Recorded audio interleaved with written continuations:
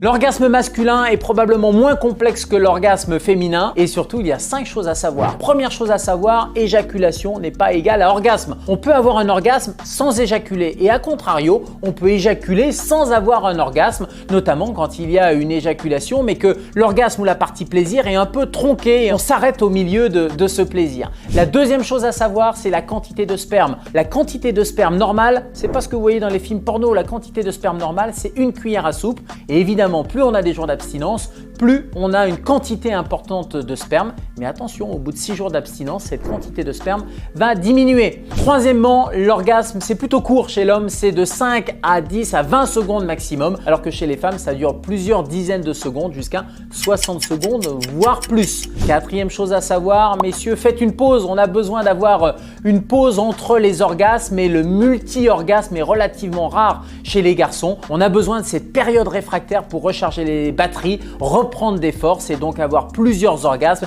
eh bien c'est plus compliqué. Et ensuite, l'orgasme, il est plus important, plus satisfaisant quand on fait l'amour que quand on se masturbe. Vous allez me dire, mais comment on est arrivé à des conclusions pareilles? Eh bien, des chercheurs sont allés doser l'hormone de l'orgasme et cette hormone, elle s'appelle la prolactine. Et quand on a de la prolactine en faisant l'amour, ce taux est 4 fois plus important que la prolactine quand on se masturbe.